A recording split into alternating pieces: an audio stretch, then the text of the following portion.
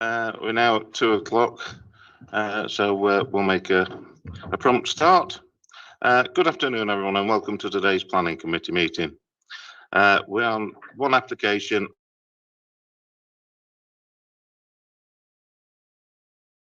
Be receiving Planning Enforcement Service Progress Report, which will be taken on the exempt side of the agenda. I am happy with this and intend to take the business in the order set out on the agenda. Item 1 on the agenda, have we got any apologies, Alan? Yes, Chair.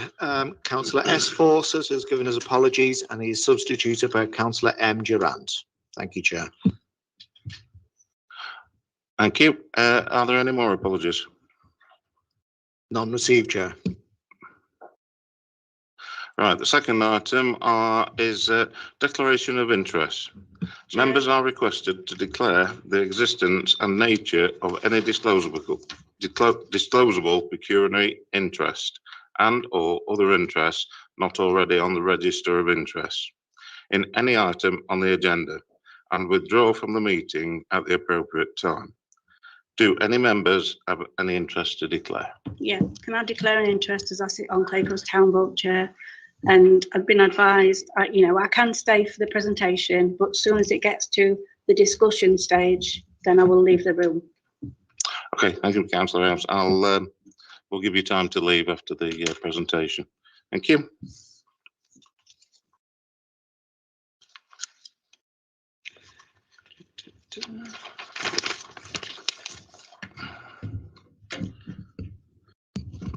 We now have the minutes of the meeting held on Tuesday the 3rd of October. Are we happy they are a correct record? I'll second it, Chair. Yeah. All those in favour? All those against? And I'll abstain because I wasn't here. The motion has been carried. Thanks, colleagues. That brings us to the main business for the meeting, our one application. Before we start, I would like the clerk to explain, for the benefit of members, speakers, and those watching on YouTube, how we will deal with them. Thank you, Chair. This is the procedure for considering the businesses this afternoon. The Chair will introduce the application, then ask the planning officers to deliver a brief presentation to members. Just to confirm that there have been no late representations. After this, as there are no speakers at today's meeting, the Chair will open up the meeting for questions to officers, a debate by the committee, and finally determination on the application by a vote. The votes will be taken by roll call. Finally, members, this meeting is being live streamed and a recording will be placed on the Council's website. Please note that others may choose to copy this recording. Thank you, Chair. Thank you. Let's move now to the first application, well, the only application. I won't read out the entire description, but just to say it refers to various developments within Claycross, really relating to the town deal. It's application number 23/00601. In line with our normal practices, I'm going to ask the planning officers to give a brief presentation showing any photos and plans of the site. I will allow the officers to complete their presentation. Consequently, members, unless you have any point of order that you feel cannot wait, could you please reserve these or any other questions about the process until the end? So I'll now pass you over to Graham Cooper, one of our planning officers. Thank you. Thanks, Chair. Thanks very much. As I said, it's quite a long-winded title, so I won't repeat that out. But essentially, the title is as what's on the screen. So it is works, permission for major regeneration works, which form part of the council's bid for town fund to deliver projects in Claycross. So members yesterday who attended the virtual site visit provided a full suite of plans, an extensive number of photos taken from around the site and around Claycross. We've not received any late representations, and there are no technical reasons as to resist the proposed development. So the main issues for the application are laid out in the officer report to members, and the recommendation by officers is to conditionally approve the proposed development subject to agreement of a legal agreement to cover travel plan monitoring contributions as required by Derbyshire County Council. So this first slide illustrates the application site shaded in orange. It covers a large area of Claycross town centre, so the application site extends from the commercial units to the north, as far west as High Street, east to Broadleys, and south to the clock tower building adjacent to the extra care facility, which you can see at the bottom of the screen in a H shape. So this next slide shows this is the latest amended plan for the proposed development. The proposal can be broken down into a simpler kind of bite-size scheme. So I'll go through each of these points in turn. So the first area to focus on is the redevelopment of the clock tower building and the former Baptist Sunday School. So this is referred to the blue building, and that's referred in the report as Building A or Block A. The second part of the scheme is the 16 new commercial units or incubation units as referred in the officer report. We've got a formation of a new public open space between the commercial units and a new town square on the left-hand side between the clock tower and Building A. We've got a pedestrianised section of Market Street as shown on the plan. And we've also got to the north, we've got the reopening of Bridge Street and some minor works to the bus station. So I'll now deal with each of those in turn on the next few slides. So first of all, we have the proposed works to the clock tower building. As you can see from this slide, the proposed works involve the removal of some elements to the rear of the building and construction of a new library extension. So you can see the proposed library works. It's the greyed out part of the plan in the top right. So metal cladding is proposed to the extension. So this next slide, we have the proposed works to Building A, Block A. You can see from the slide that the proposed works here involve the forming of a forward projection extension and upper floor extension to the building. The southern elevation here will front onto the proposed town square, and metal cladding is again proposed to the extensions that you can see. So this next slide is the design of the proposed commercial units. These units constructed from red brick and have an asymmetric roof construction. So this shows the position of the commercial units around the area of public open space. This space connects Broadleys to the east to the clock tower building and the town square to the west. So next we have the proposed pedestrianised section of Market Street. On this drawing, you can see the one-way section from High Street to Bridge Street will be closed off to traffic with bollards, the street resurfaced, and this will connect into a further area of public open space to the southeast. And that in turn will then flow into the proposed town square, which you can just see kind of greyed out in the bottom right-hand corner of that picture there. Finally, this slide illustrates the proposed changes involved to the reopening of Bridge Street to traffic. You can just see the road, the greyed out area to the top of that screen. So that'll be reopened and traffic reintroduced along that route. So members, yesterday, as I discussed earlier, we were shown a full range of photos. I don't intend to go through all those photos again, but these are just a few key photos from site. And this first one's taken from Broadleys, looking back towards the clock tower building in the central of this picture. You can see the listed church in the background and the Smithy care facility that's on the left-hand side there. So this view is taken from the access road, which leads from Market Street to Smithybrook View. It's looking back towards Building A. Land behind the Harris fencing that you can see will be developed to form a town square. So this view is taken from Bridge Street, looking back towards Building A that you can see on the left behind the traffic lights. just kind of poking back through the trees. You've also got the clock tower building centrally on this photo and buildings on Market Street just on the right there. So this is just a current view of Market Street looking back down the one-way system. So this section will be pedestrianised. This final photo just shows the current situation on Bridge Street, where the road will be reopened to the rear of the commercial units, and the bus station is just seen on the right-hand side there. So these last couple of slides are slides that have been provided by the development team, and these give artists impressions of how the public open space and commercial units will appear after completion of the development. So this is looking from Broadleys back towards the clock tower building, and these are you can see the incubation units, the commercial units either side of the open space. The second view is from the proposed town square, so looking from the southeast corner, looking towards the clock tower on the left and the redeveloped building A. And that concludes the presentation. Yeah, councillor Rouse. Yeah, okay, thank you.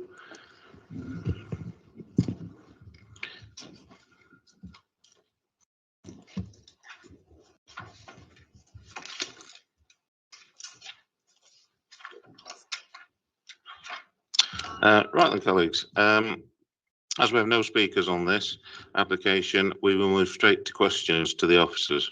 As always, I would like to keep this part of our proceedings focused on getting clarity about any points you are not sure of. Once we have done this, we can then have our discussion about the application based on all that we have heard and read. Councillor Elliott. I'll kick it off, Chair, with my thoughts for the officers to start with is, can you tell me if they're making Market Street pedestrianised, as that is the egress onto the High Street, and Air Street just a couple of, well, the one just past it is a one-way onto there, onto, is it Bridge Street? And the next one after that, I think it's Eldon Street or Air Street, I can't remember the name of them, that's been blocked off getting onto there. So I assume that the road will go through by the bus station and come out where the lights are at Tesco. That looks quite obvious to me. Is that right, Graham? Yeah, that's correct. Yeah. So how are you getting out then? Is that going to be the only way out back onto the High Street to go towards Alfreton?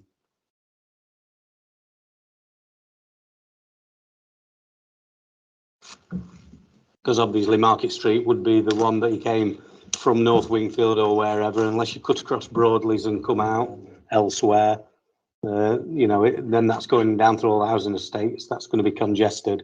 I want to know what the highways have come up with for you for egress to that main street. Yeah, so I believe the information within the transport assessment does show traffic, instead of going up that section of Market Street, can either follow the road round to the traffic lights near to Clay Cross and then in turn left back towards the Tesco petrol station, or traffic will go along Broadleys down to the traffic lights at the end. Is it Thanet Street? Yeah, down Thanet Street, along Broadleys and Thanet. Yeah. So yeah, the transport assessment does discuss the movement of traffic and whether it'll be displaced. But I don't know whether you use it regularly, and they're pretty much all day, every day, and they are pinch points. That is going to be such a struggle to get out on those roundabouts and onto the main road. Is there no option to open up the one that's closed off? I don't know if it's Air Street or Eldon Street or something like that. I think it might be Eldon. I just see only two routes out back onto the main road. And Broadleys, you can't get out onto Thanet Street at the best of times. Can you just give me a second just to look at a map? So I just want to get my facts correct first before I go into that. I'll put this off and let somebody else have an ask. But I think the traffic for me is the main one. I quite like the application.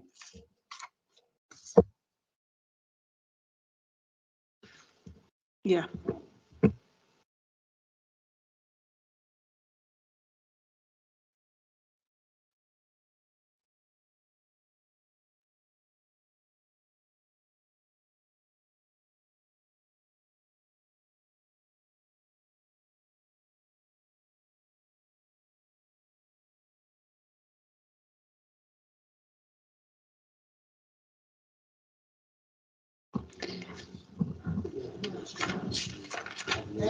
Chair, we're just trying to clarify that point for Councillor Elliott. So if there's other questions from members, we can take those in the meantime. If not, Right, I'll move on to ask Councillor Liggett for a In question. a way, it's slightly, Councillor Elliott, I just wanted to also point out that that route, the Broadleys route, is also the major bus route.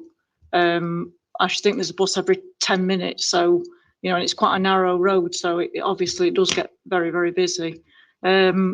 Also, worries me a bit slightly this comment about slight improvements to the bus station. Because in my opinion, that bus station isn't fit for purpose. It needs major. I mean, you can't find anywhere in there at the moment times or information for any bus at any bus stand.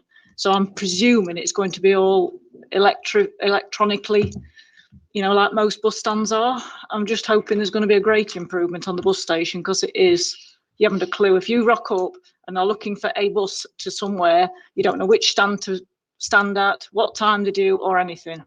It is one of the worst bus stations I've ever been through, and I use public transport a lot.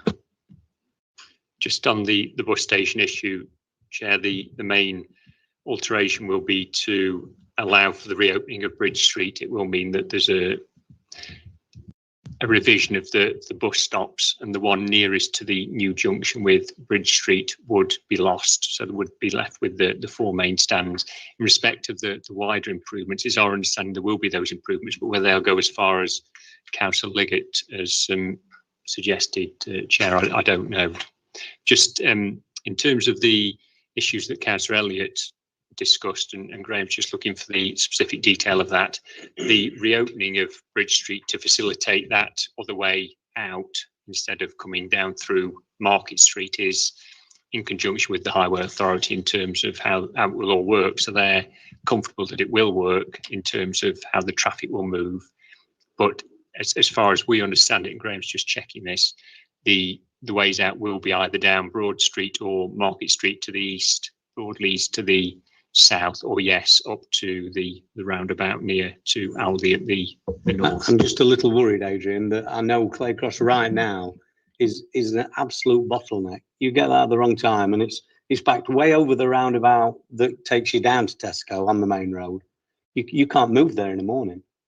And trying to get out onto it right now up Market Street, if you've not got courteous drivers, you're struggling to turn towards Chesterfield all day, every day. It's not, and it is a tight junction, I know, and it's not the best of junctions, but I think you'll just bottleneck a few more with Thanet Street and Broadleys and the roundabout where the garage is, where CMC is, Chesterfield Motorcycle Centre. So I'm a bit worried about that, and I think Councillor Liggett's alluded to the buses. She's absolutely right. It's tight as hell on there when the buses turn down Broadleys, whichever way they come in.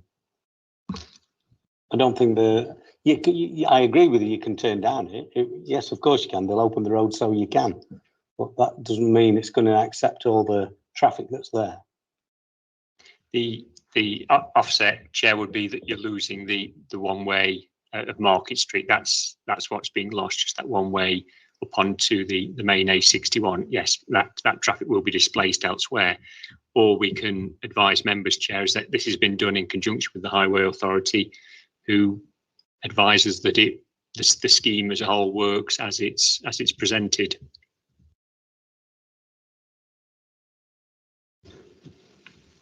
And take a rain check on that one.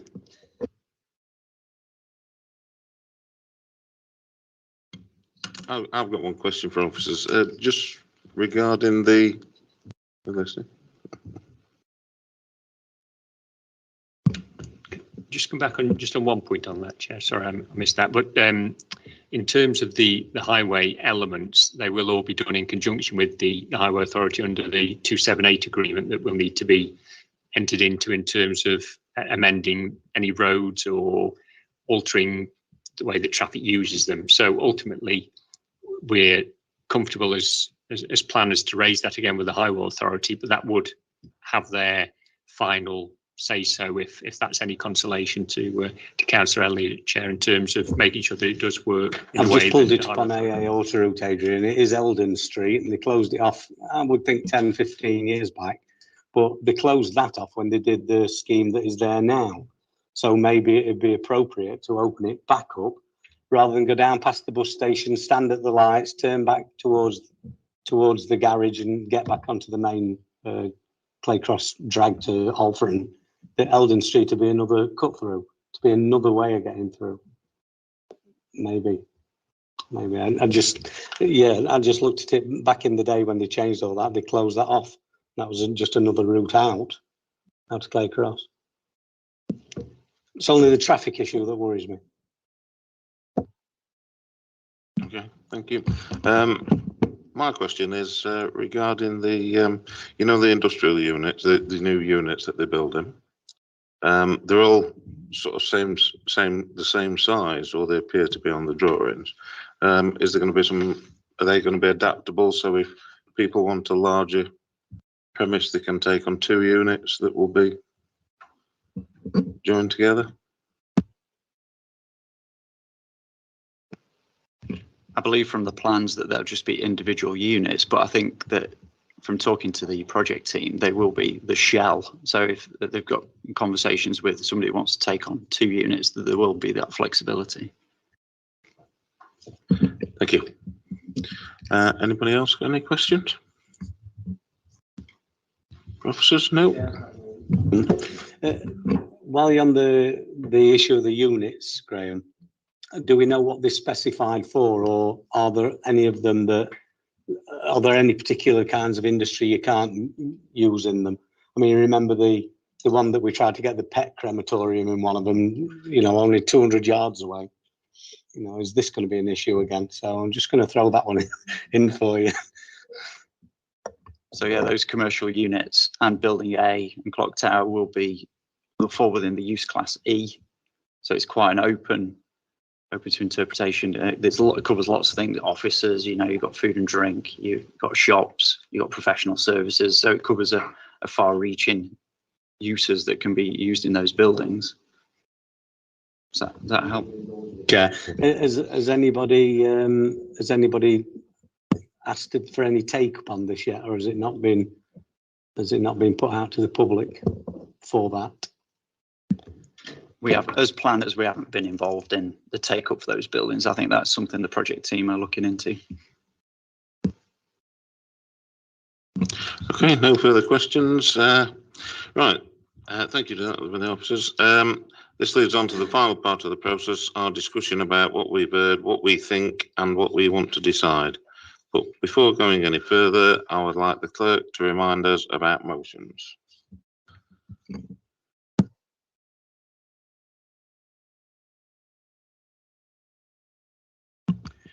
Thank you, Chair.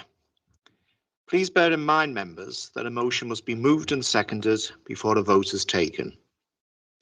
If an amendment to a motion is moved and seconded, then that amendment will be voted on first. If a motion is to be moved which goes against the officer's recommendations, then the member who has moved the motion must give the reasons for doing so.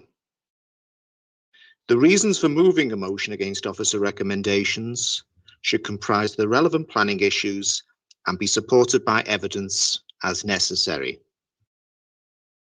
If a motion to reject officer recommendations falls, or in other words, it is not passed, that doesn't mean that the recommendations are automatically approved. Rather, you will need to take a positive decision through a further motion in favour of the recommendations or a different course of action. This will need to be approved by the committee through another vote. Thank you, Chair. Thank you, Alan. Right, I will now open the floor for debate. Councillor Hancock. Thanks, Chair. I agree with Peter. I think it's a great idea. I think it looks really nice, but the travel plan it just falls flat on its face because they're cutting off the routes there. Trying to get from Broadleys onto Thanet Street is a nightmare even in a normal vehicle. So anything bigger, which is going to channel everything there. It says in here, which I know is what the basis is, that they're trying to get people to use sustainable transport, but then they're taking a bus stop away, and buses into Claycross aren't great. I mean, I live literally in the next village. it's quicker for me to go into Chesterfield than it is to go to Clay Cross because of the routes. So it's not actually, we're going to do potentially something that could be great, that isn't going to get the take up and potentially is going to fall flat on its face because the transport aspect of it isn't sound. Unfortunately, that's the only failing with it. I think that, to me, they really should relook at that and then come back with something that's a little bit more robust in terms of getting vehicles in and out of Clay Cross.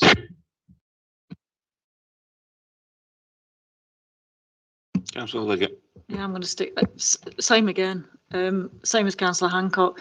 I mean, they're actually now putting more shops off Broadleys, so encouraging more people to use Broadleys. I mean, at the moment there's a Vets and a cafe and the fireplace shop, and that's it on the Broadleys.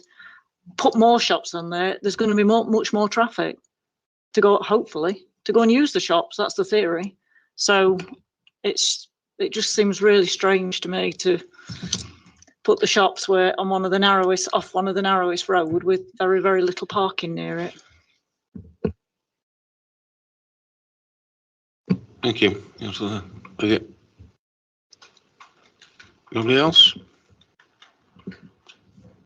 And I think we've got to remember that the team have worked with the Highways Department, and they can only go on the advice of the Highways Department, and they've looked at this process and decided that it's acceptable. The travel plan that has been put in place is acceptable. So I think we have to go with advice on that and not just go on his own little ideas of what we think might be wrong with the traffic. Chair, I don't think our own little ideas come into it. I've had 20 years on planning and seen a lot of the farces that we've dealt with the transport issues and the traffic issues and the desktop surveys in reality. So I want to be comfortable in my own mind that, you know, we are asking questions about this application, and from what I can hear right now, we're asking reasonable questions about the application because we don't feel that the road links and the structure they've got is the one that's the best one, shall we say. That's my feeling. I'm not speaking for everybody, but everybody can have their own say, hence the debate.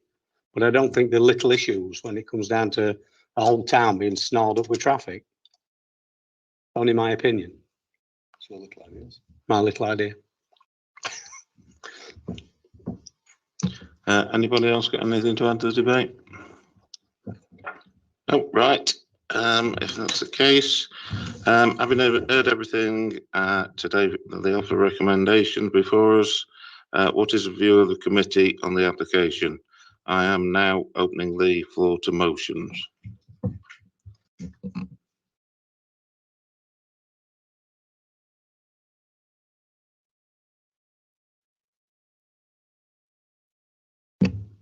No motions?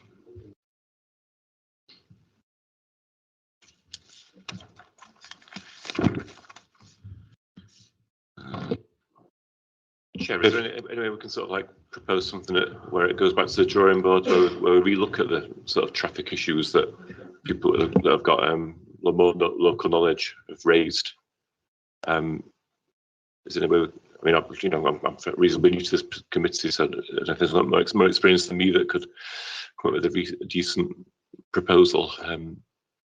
You know, I think my thing would be we don't want to throw the baby out with the bathwater, but I think it'd be reasonable to look at those issues that members have raised. So that's not raising a motion, that's more of a discussion point. Adrian, I'll bring you in. Thank you, Chair. As Councillor Cheatham's just said, Chair, a lot of work's been done, both with ourselves as planning officers and others within the project team to bring this forward, and it is an integral part of the Townsdeal wider scheme, if you like, and the work that's been going on to seek to bring that investment to Clay Cross. So as officers, we've come forward with our balanced view in respect to our recommendation and the impact that wider benefit will have, as members will have read in our report, is, as we see it, overriding.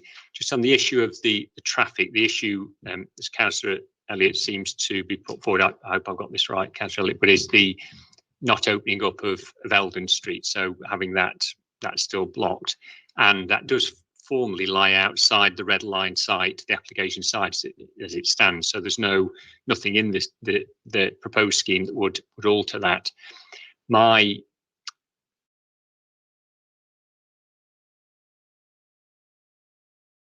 is incorrect would be to, if members are otherwise minded that the scheme is acceptable, to, if you're minded to approve it under those terms, to add a note in terms of the decision in respect of the traffic management proposals, in terms particularly of Eldon Street, and ask the project team in conjunction with the Highway Authority to re-look at that, and they could deal with that under their 278 powers, under their highway powers, but that wouldn't give the planning authority control to make that happen. So there would be that caveat on that, but it would then in effect place the concerns that members have raised in terms of traffic management back with the project team and the Highway Authority to ensure that they're convinced that the scenario that Councillor Elliott's painted, Chair, wouldn't, as far as they are concerned, arise, but have to be clear with members that as planning authority, if you were minded to go down that path,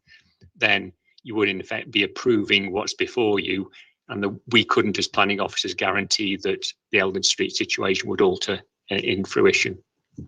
Through the chair, Adrian, I don't want to just get stuck on that, on me mentioning Eldon Street, because I'm not saying that Eldon Street would be the be all and end all, and the you know, stopping those pinch points being created. The point I'm making is that if you try to turn right off Homegate right now onto the main road, you almost can't unless the pedestrian crossing comes on, or unless somebody kindly lets you out. You've got a whole new estate down there, and God knows how many houses being built around Clay Cross. If they all decide they want to come out that way, I just think the roads aren't capable. It's a bit like we all have the discussion about Derby Road now. Hit that at the wrong time. You're going nowhere, right? It's a car park. And I don't want Clay Cross to end up a car park just because we've not looked into the road issue more. That's all. I'm not necessarily saying that Eldon Street would be the be all and end all, and probably the residents of Eldon Street wouldn't want it. But I'm absolutely sure that, you know, we could look at it, because I just think to push everybody onto the roundabout, did they call it Harry's Way? Yeah, the new bit. If you push everybody along there, trying to get in and out of Aldi's a nightmare now. I just, you know, I drive it all day, every day, and I just see it. I can just foresee the issue we're going to get. I hope I'm wrong, because I think it will go through. I think the scheme's great. I don't like the road. I don't like the transport issues. Councillor Hancock. Thanks, Chair. Yeah, I'm going to echo this, because the problem isn't just one place, because we're effectively diverting most of the traffic now down the Broadleys Thanet Street area, which is one of the most heavily populated, because there's a lot of old people's bungalows. It's a lot of flats in that area. And it's tight. It's a really tight corner, that junction there. You've got the big set of flats behind the vets. It will make their life a living hell, to be honest. It needs something else looking at. We need an alternative proposal, I think, to actually say do this, not just accept it on the hope that someone else is gonna come up with another proposal. If I can just come back on that point, Chair, and members will have heard me say this before, so I apologise for repeating this, but the planning test is that the impact of the development on the transport network or on highway safety, development should only be prevented or refused on highway grounds if there would be an unacceptable impact on highway safety, or the residual cumulative impacts on the road network would be severe. So that would be the test. The residual cumulative impacts on the road network would be severe, or there would be an unacceptable impact on highway safety. And the fact that roads may be busy or difficult to join, or you need to wait to join them, in my opinion, wouldn't pass that test. That would be the planning test. So the traffic and the way that works may be busy and heavy, and it may slow the traffic network down, but does it make it unacceptable in terms of safety, or is that cumulative impact on the road network severe? And that would be the planning test. And members have talked a lot about inconvenience and the weight of traffic, but nothing yet in terms of what I've heard that would hit that test in terms of unacceptable impact on highway safety, or the residual cumulative impact would be severe. So that would, I'd just ask members to consider that, Chair, because the other option that you have, if you're not convinced that the scheme is acceptable in this form, would be to either refuse the scheme or to defer it. And what I can advise members is that the reason for bringing it to you this afternoon is because the impact of not taking a decision this afternoon has been advised to us, and that may impact on the wider project, Chair, which is why we've brought it to members this afternoon. So in weighing that, members need to be aware of the potential impacts of that in terms of your decision making. Councillor Foster. Thank you, Chair. I understand that when it comes to turning down an application about the residual impacts being severe, and the second test. I don't think planning members, they don't seem to be minded to want to turn the application down and prove that test. I think it sounds like from what people have said that they've got concerns about traffic flow and traffic safety, but not that it goes that far. So perhaps the option that members are looking for is the deferment, and is for it to be looked at again. I don't know, I'm not putting words into other members' mouths, but I don't think they're talking about that, you know, meeting that turning down. But I think they're talking about lighter concerns than that. Thank you, Chair. Councillor Cheetham. I'd just like to ask through the Chair, my fellow members who raised concerns, do they see these issues as fixable? I think members have raised concerns about the plan as it is now. I don't know whether my colleagues would see that as a sort of fixable solution. I think it's absolutely fixable. I don't know, you know, not being sat there on the Highway Authority, what land they could use potentially, how they could widen anything potentially, how they can make it flow on the end of Thanet Street and on the end of Aries Way. I don't know how they do that. It's just the volume of traffic. But when Adrian says making that test, and you know, that's not a planning application issue, then I see the safety of people trying to get out of them junctions when they are impatient and there is that amount of traffic an issue. That's what I see. I don't think they're insurmountable. I just wondered whether there's another option.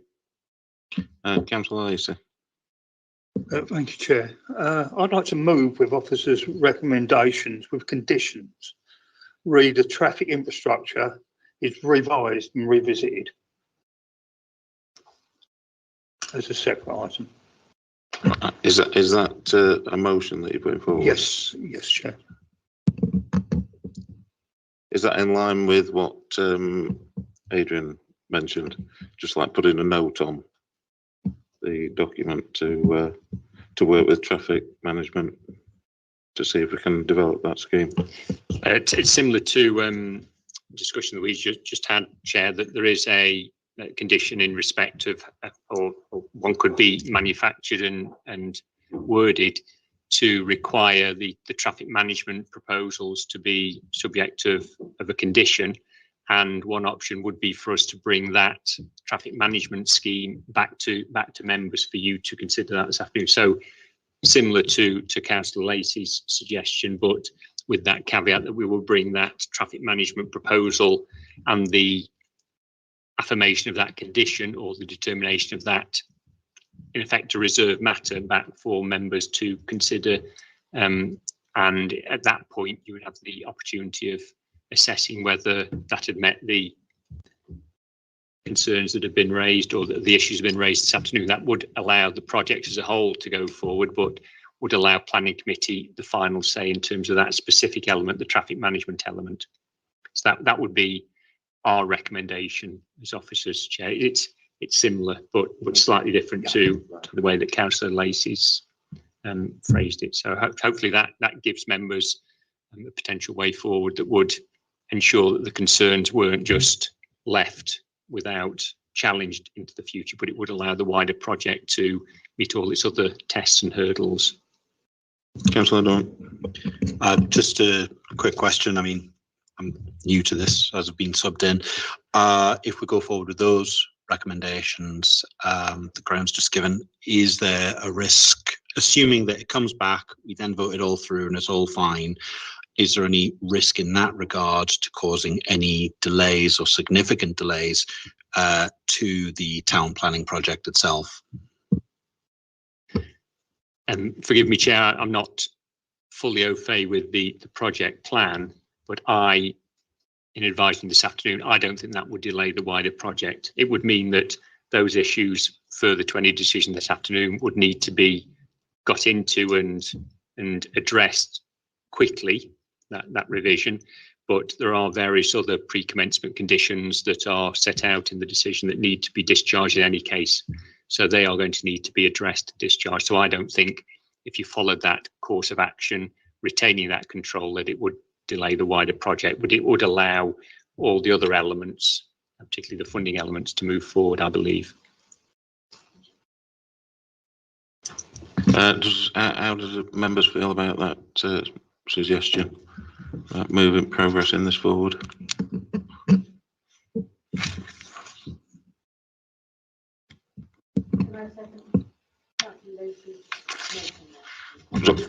So what's the wording on this that we've got then, Adrian?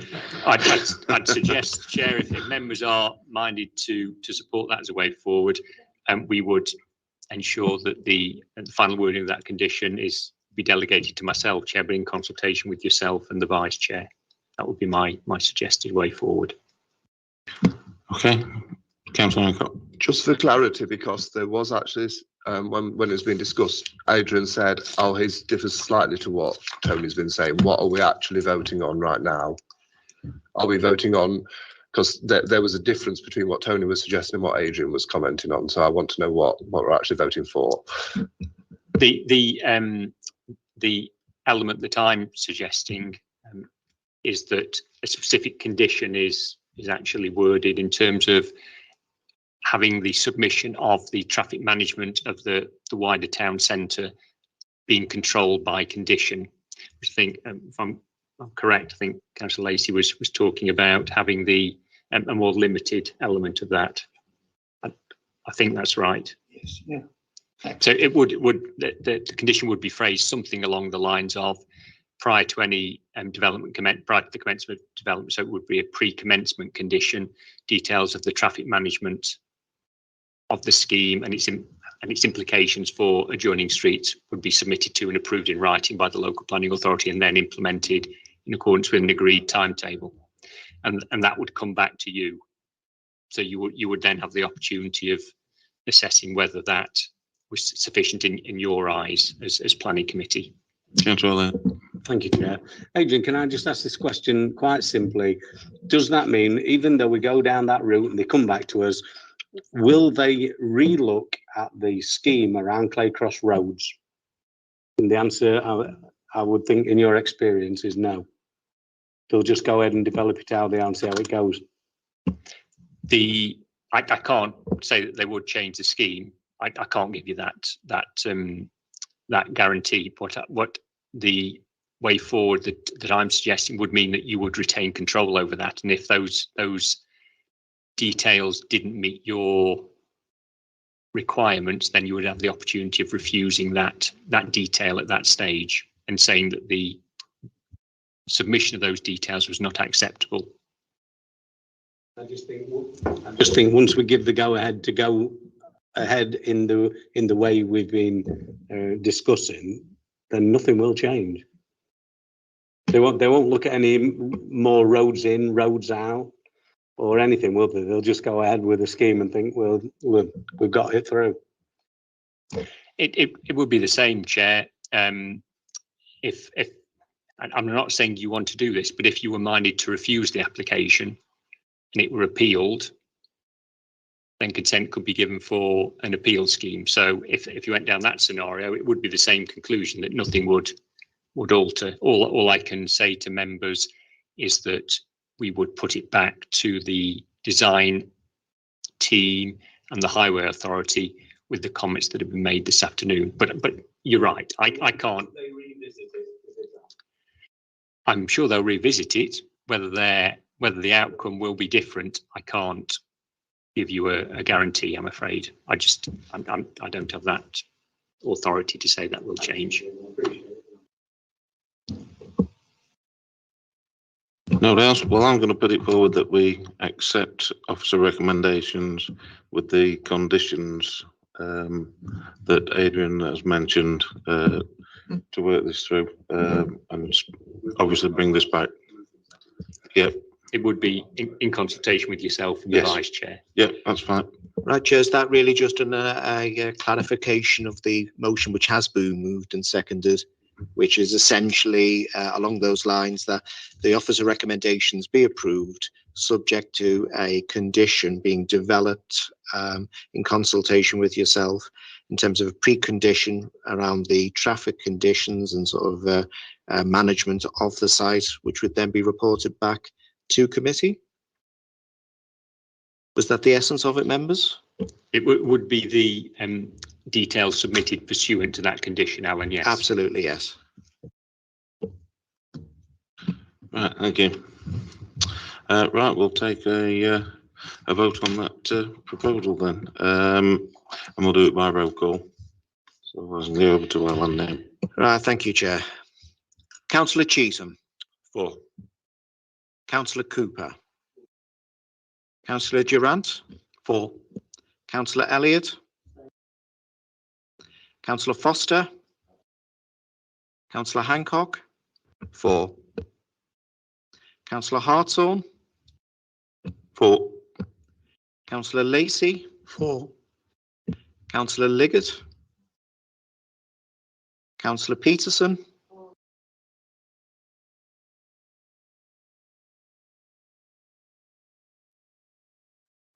Right, we'll have the That's votes. 7-4 and 3 abstain, Chair. The motion has passed. Thank you. Thank you, members. And now,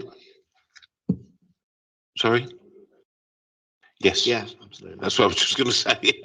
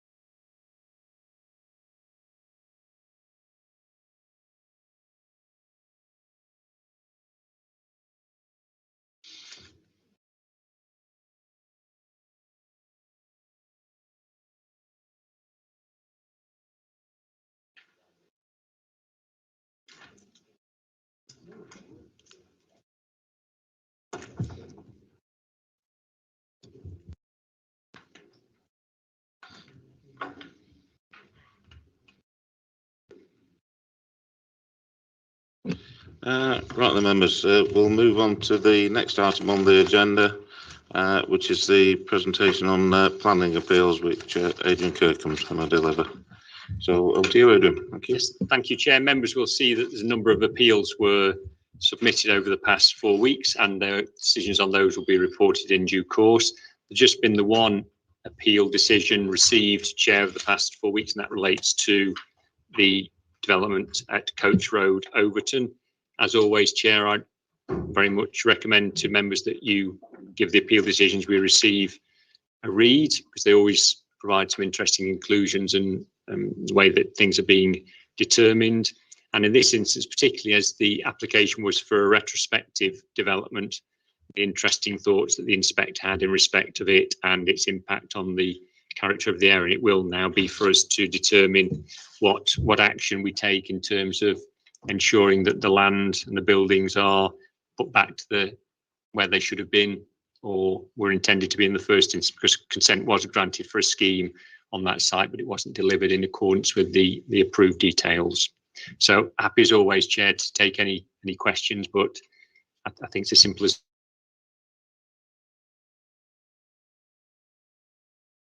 Thank you, Chair. Thank you very much, Adrian, for that. Absolutely excellent work when it comes to sorting appeals, and especially if you pass our thanks to Mrs. Wraith as well for the work she's done on that.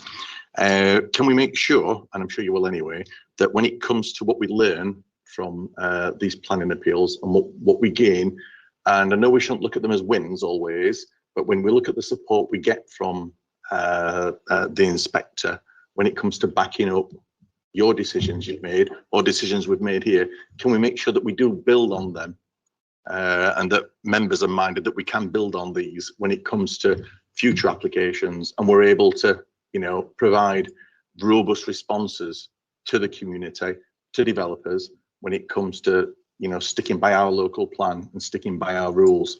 So what I'm trying to say is things like this should give us some confidence to be able to, tackle developers and tackle things like this. Thank you, Chair. If there is a mechanism, Chair, you'd like us to explore with yourselves in terms of learning points, happy to do that if you would find that useful. And we can have a chat about how we might pick out any learning points from appeal decisions and bring them back to members, if that's perhaps a conversation we could have, Chair. Yes, definitely. Yeah, Councillor Foster.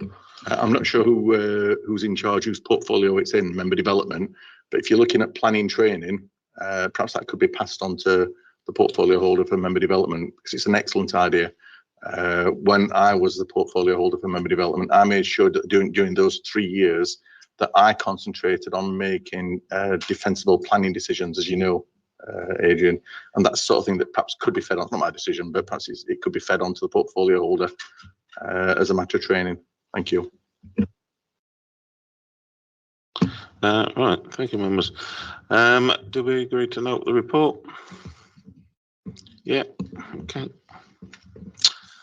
Right, matters of urgency. Thank you. As I have no matters of urgency, we will move straight into item 8, which excludes the public, I'm afraid. Thank you.